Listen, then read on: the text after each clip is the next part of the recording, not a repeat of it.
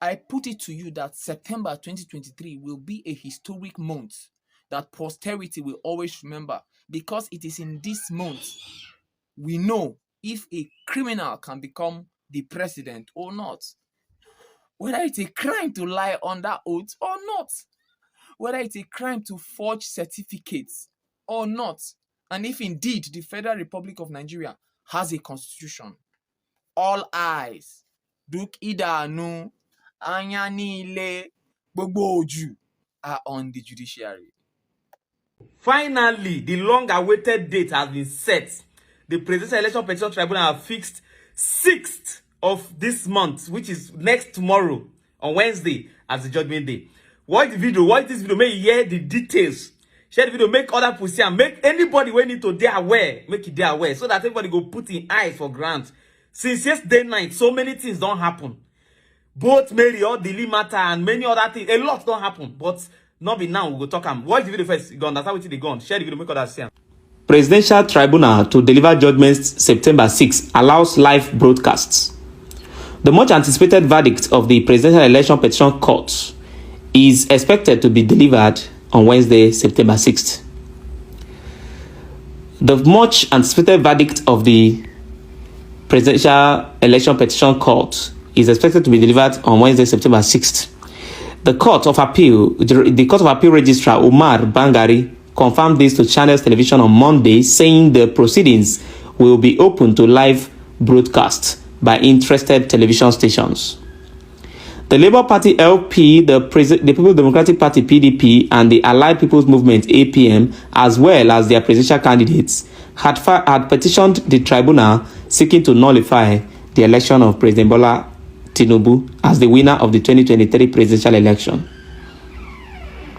Judgment is also expected to be delivered by election tribunal in 25 states for governorship, National Assembly, and State Assembly election petitions.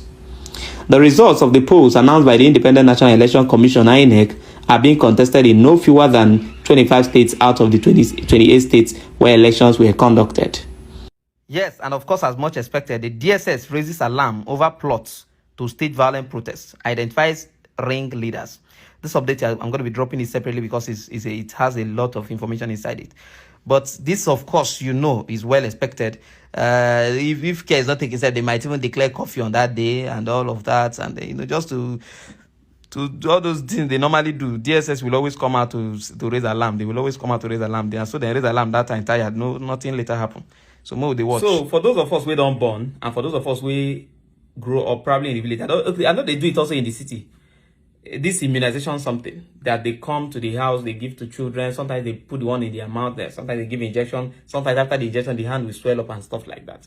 If you remember those days, there's one I want to give you example of so that you know exactly what is happening.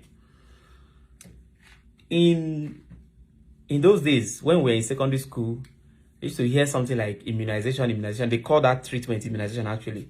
It's not actually a treatment, it's actually immunization generally. Now, do you know the purpose of that thing and what they're actually giving to the child or what they're actually injecting into the body? It's not actually a medicine, it's not actually a treatment. No, it is actually a disease. Okay, so they inject it into your body and then they allow your body to fight it by itself. That's why sometimes when they give it to the body, you see the child will become weak, the child's body will become kind of warm and stuff. So the child's body is trying to fight that particular disease. Now, for example, if they are giving for measles, chickenpox, or maybe polio, right? Yeah, if they are giving for any of these, what they actually inject, if it's for polio, they actually inject polio into the body. And that polio will be a weaker version of it. It will be a tamed polio that has been controlled. You understand? So they inject it into the body so that the body will learn how to fight it. So if, for example, the child is now exposed to real polio, the body would have learned how to fight polio. So that's what immunization stands for. I believe many of us who went through secondary school would have learned this process. Or if I'm right, if I'm wrong, you can correct me anyway. But why am I saying this? Now, why did I tell you this immunization story? If you watch the video I posted yesterday about Mary Odili, you will know that the work John the Baptist did. It's make a way for the Lord. That kind of work is what I think. To me, it's my own opinion. That's what I drew from her statement, because in that her statement she mentioned Wole Olanipekun as a master in election petition cases. Lateef Fagbemi, who is now the Minister of Justice, as also a master in this kind of cases. So she kind of tried to make us understand that these people are masters in this case. And she also made use of the word that election is over and those who lost should accept the results, the judgments. You understand? So she kind of prepared people on what to expect so that we start learning to live with it. And immediately she said it yesterday, and the minute that information was broadcasted yesterday and it became popular yesterday, was even trending on Twitter, today they hit us with the announcement of the judgment date.